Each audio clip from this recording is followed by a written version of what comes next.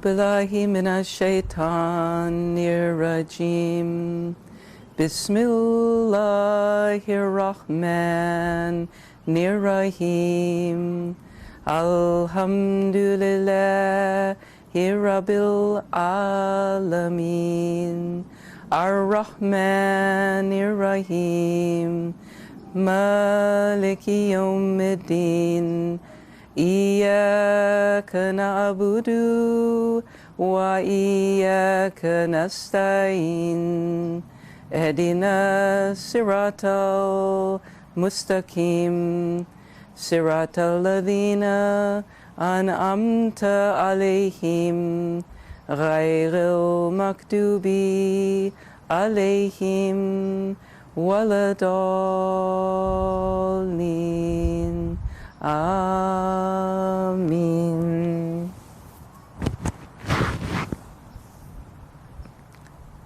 Assalamu alaikum wa rahmatullahi wa barakatuhu. My name is Sheikha Maryam Kabeer Faye. I am a Sheikha in the Mustafawiya Sufi order. And I am blessed to address you today from the beautiful garden of Imam Taha Hamid of the program Islam in the West.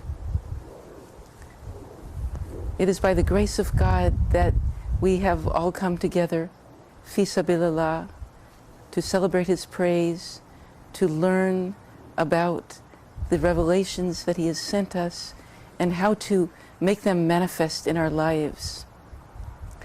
And I want to talk today about the signs of Allah and how they have manifested in my journey. The first of which I would like to describe happened in the holy land of Afghanistan, from which Imam Taha comes. And it's by the grace of God that I have met him on the journey in order to celebrate the experiences I had in that land, as in many other lands, all of which together have transmitted one single message. On the journey to God, bow down at every time of prayer, and then rise up, knowing that surely this journey leads to Him. And so I'm going to begin by reading a passage from my book. This is the book.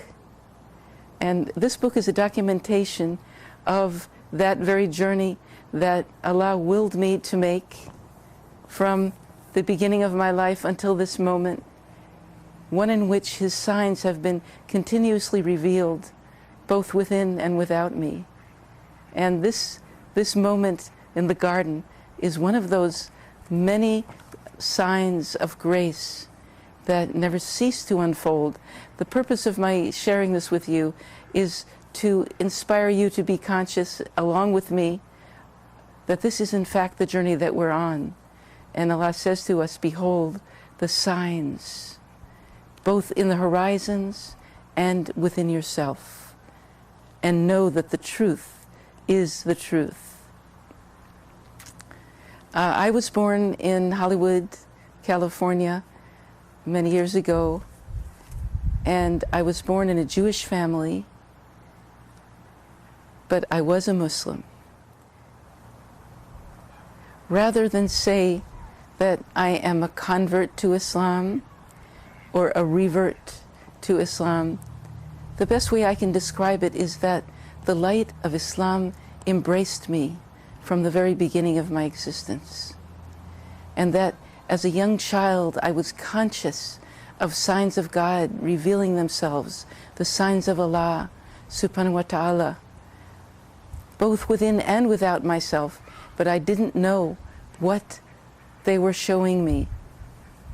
I felt the power and the grace of God that then led me around the world to so many amazing places and people, all of which were testimonial to His perfect love and existence and His will, that I know Him, that I come into the fold of this blessed path consciously. So I'm going to read a part of the book that I wrote, and the book is a documentation of how these signs unfolded, one after the next, This happened in the Holy Land of Afghanistan before either that I was a Muslim consciously, before I had consciously embraced this beautiful deen, and before Afghanistan lost the golden splendor that I saw in that land at that time. And I'm reading it as a way of bearing witness to what I saw and what I believe to be eternally true. Bismillahirrahmanirrahim. This is a passage from chapter 3 of my book.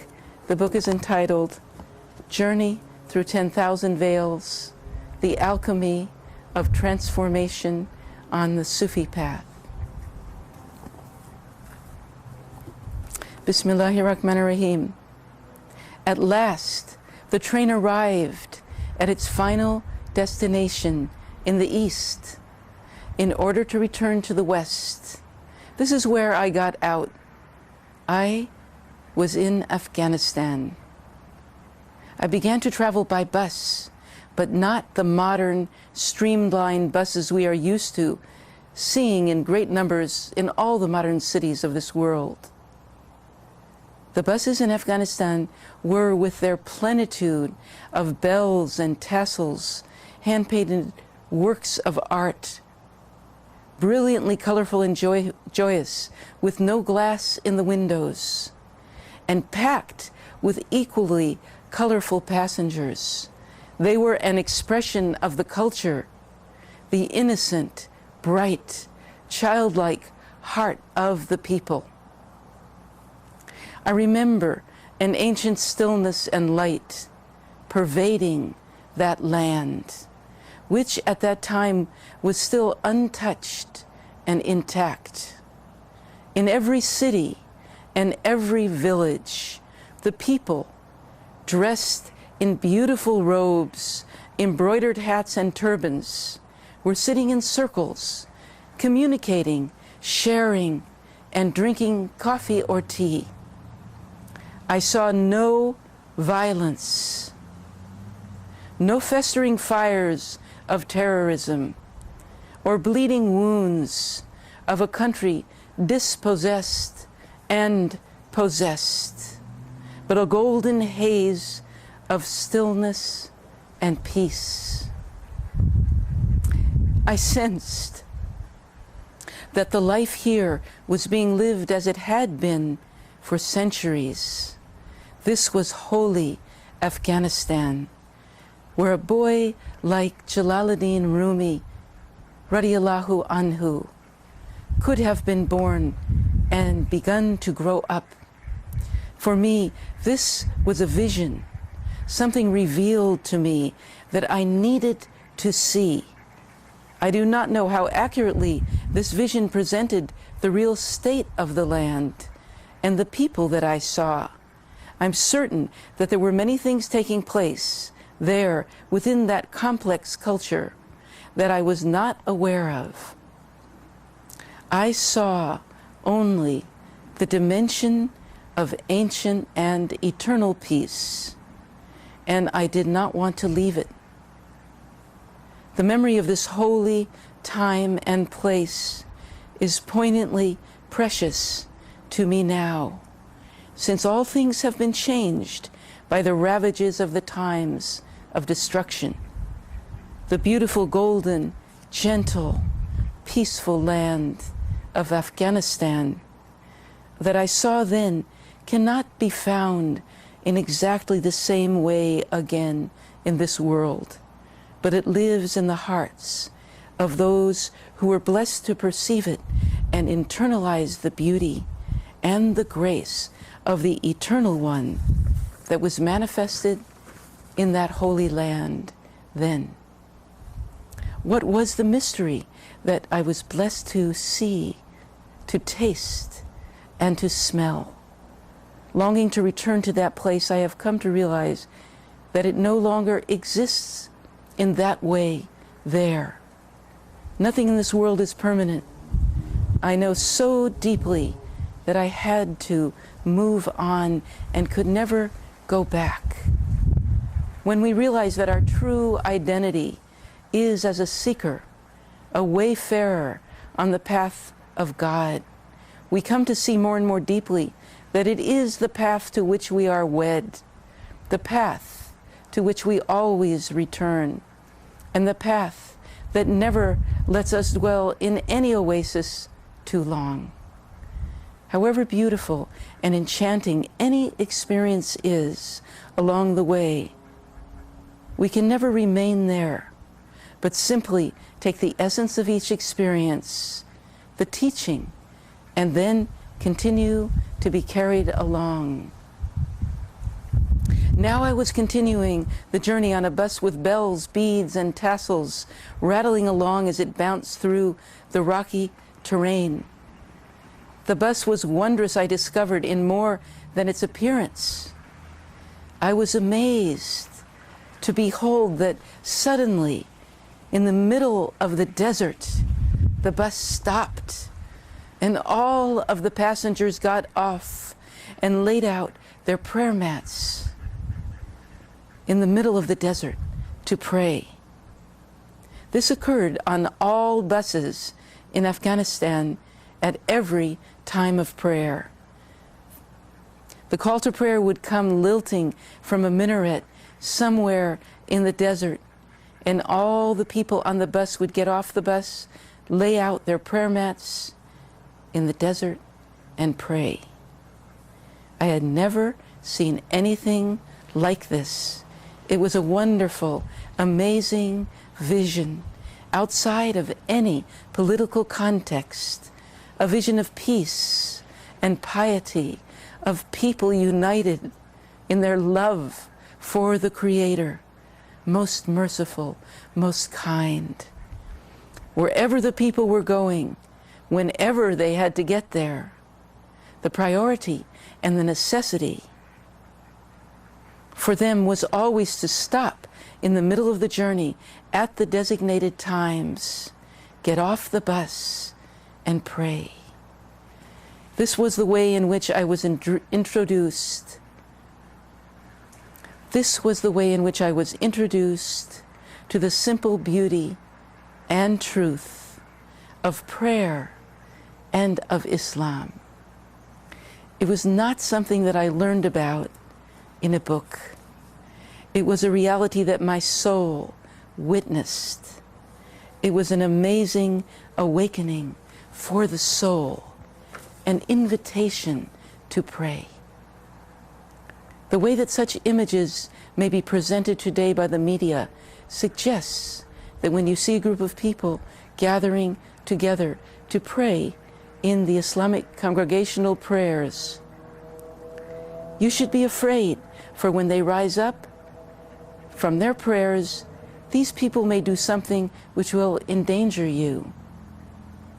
But I bear witness with my soul that what I saw in the middle of the desert was the very opposite.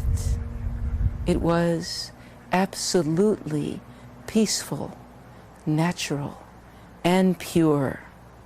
It was for me a revelation of pure existence in which human beings traveling upon the earth, given for them to dwell upon by the most merciful Creator of all, bow down in praise of Him as He has decreed.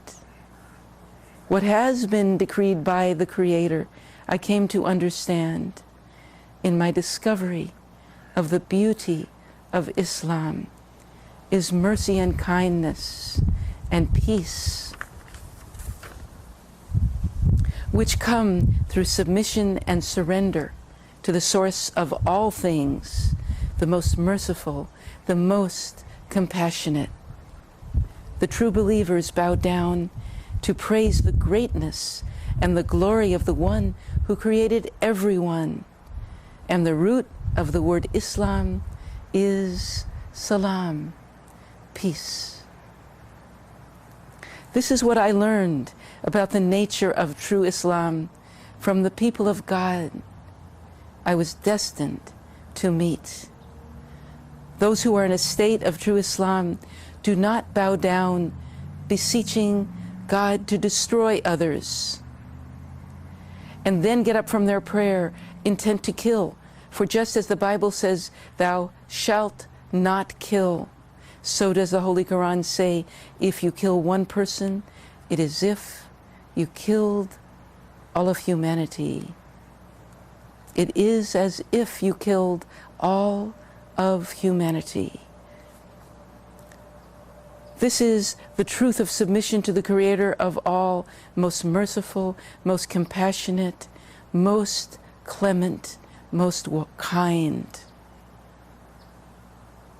It is a truth which is hidden in our world today behind a terrible veil of war, brutality, conflict, injustice, and strife. But what was revealed to me in that moment, in the beautiful, blessed deserts of Afghanistan, was a vision of peace, not war. A vision and realization which has constantly guided my journey toward the source of eternal peace. Signs are continuously being revealed to us to help us, humanity, enter into the ocean of the divine qualities and attributes.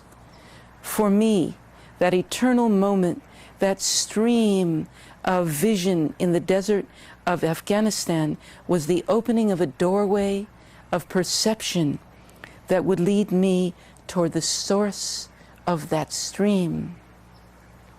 The simple, pure message was, stop in the middle of the journey and bow down to the one who created you and enabled you to make the journey.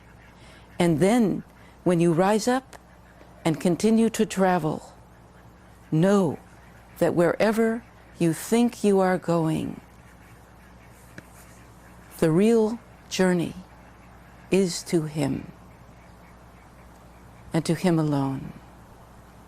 Ameen, Ameen, Ya Rabbal Alameen. Assalamu alaikum wa rahmatullahi wa barakatuhu. Beloved brothers and sisters, all of us were created by one God. There's no doubt about this, and there's no conflict in this realization. The realization that we are turning to the one who created us in yearning to know for what purpose we were created. At the moment that I saw the people laying out their rugs in the middle of that vast desert, I began to understand with a certain deep level of understanding and even knowledge that I was indeed created in order to bow down and worship the one who made me for that purpose alone. And that was just one step out of a multitude of steps that He willed me to make as I continued to understand this level of reasoning, this type of knowledge that God indeed wills to give to humankind, wills us to know.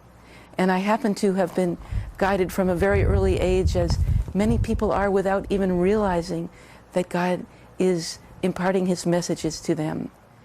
And so I'm telling you a little bit about a project that we have, which is that I would like to, with the help of wonderful souls dedicated to peace on earth and dedicated to the truth manifesting its beauty, its grace and power on this very earth which needs it so much, that we would like to take the basic information contained in this book and make it into a video, into a film that then can be projected on the screens of the world and dispel the falsehood of all the conflict and war and fear and terror that are now holding the power of the consciousness of humanity by occupying the screens upon which humanity is gazing.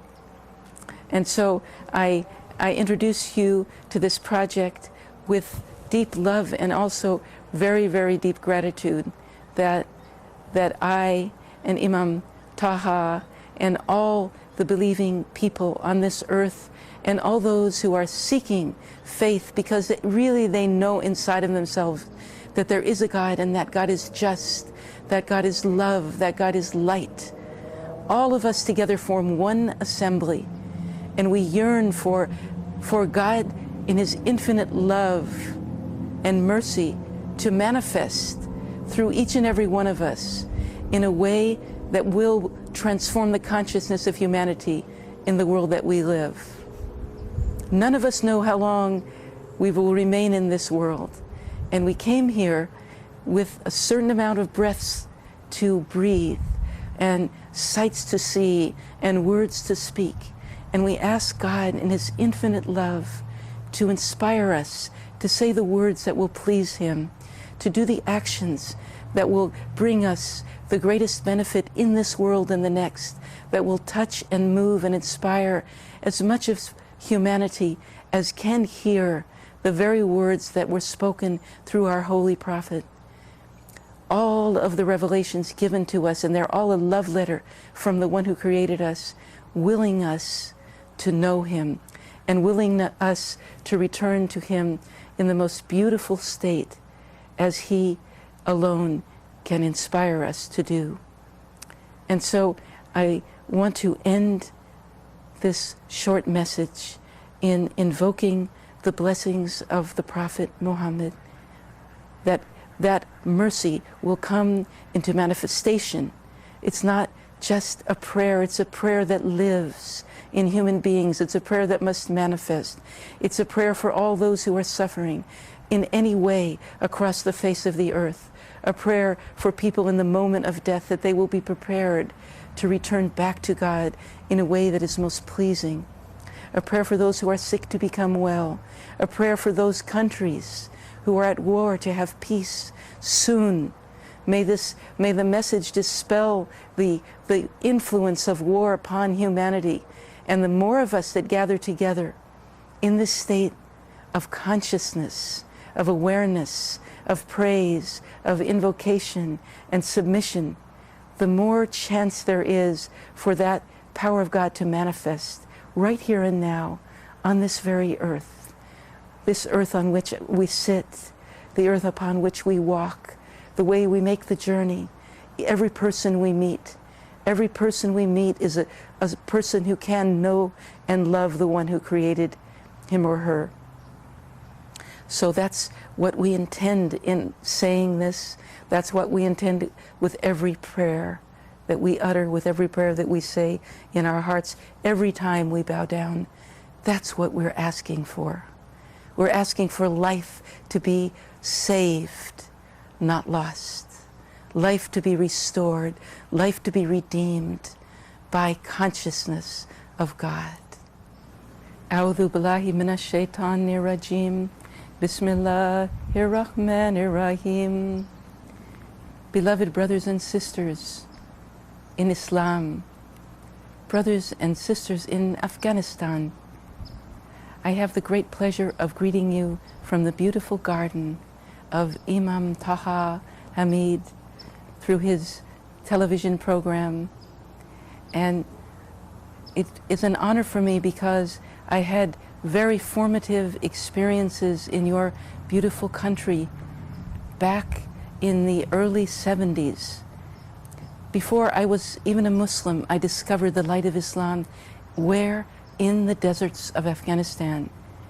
I was traveling on a bus, and the bus stopped in the middle of the desert when the call to prayer came, and all the ancient, beautiful, wonderful people got off the bus and spread out their rugs in the desert and bowed down and prayed to the Creator of all.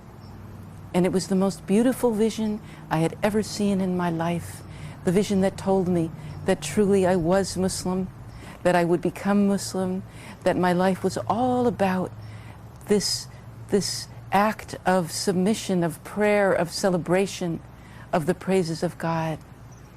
That's what I saw in Afghanistan. I saw the ancient light of the land, the beauty not only in the land, but in all the people. And this was before the occupations There was no force oppressing the land. So I saw it in its own nature, its own natural beauty. And that touched me, that inspired me.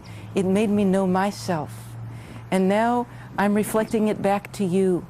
I'm asking you to celebrate that beauty which is a part of your own tradition. This is the beauty of prayer that comes from awareness of God, from the light of God, from the experience that God is with us. God is guiding us. God wishes us to approach Him in the most beautiful way as He is doing to us. There's no compulsion in Islam. There is only love and peace in true Islam. That's how Islam spreads. And that's what I want to share with you today about my memory of your beautiful country and who you really are and who I really am. And I want to encourage you, wherever you may be, to experience the beauty of the presence of God with us now and do what He's asking us to do. The more that we do that, the more we will have peace. Every time we go astray, we don't listen, we don't surrender, not to any human being, but to the one who's sending the most merciful, loving, and compassionate message to us, telling us to pray. The more that we turn back to the source of mercy with a merciful, appreciative, praising heart, the more bounty comes to us, the more whatever we're seeking will come to us. The more we meet the people we need to meet in order to share the blessings of the Ummah with each other and others. And that it is by the grace of prayer that I have no doubt I came to know Imam Taha and then to come to know you.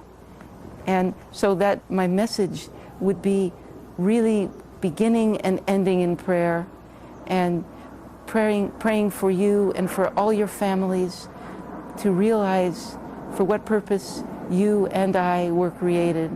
And He has told us so clearly, we were created not but to worship Him, to worship, serve, and love Him.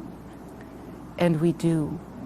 We do. We ask for guidance that will help us to understand what He means by these words, what He means by the words of the blessed Holy Quran, that each one of the ayahs may come to life within us and then may be shared with another, may give life to another. This life-giving water of the holy words and revelations of God may be shared amongst the creations that He made to love and worship Him. And I would like to end with a short surah. Bismillahirrahmanirrahim. Wal asr. Innal insana lafi husr.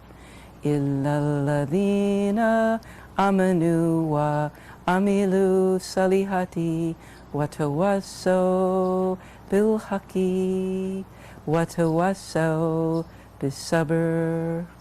Allahumma salli ala Sayyidina Muhammadin as-sabiqul alawami anwaruhu mila samawati sallallahu alayhi wa ala alihi wa sabihi adadan rimali wa adadan nujuma sama.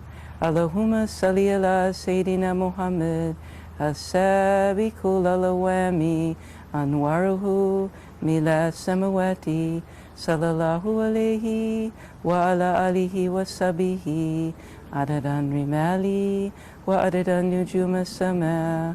Allahumma salli ala Sayyidina Muhammadin as-sabiqul alawami anwaruhu mila samawati sallallahu alayhi wa ala alihi wa sabihi adadan rimali wa adadan nujuma sama. Subhana rabbika rabbil izzati amma yasifun wa salamun alal mursalin walhamdulillahi rabbil alamin. Amin. Amin. Ya Rabbil Alamin. Assalamu alaikum wa rahmatullahi wa barakatuhu. Peace and blessings be with all of you.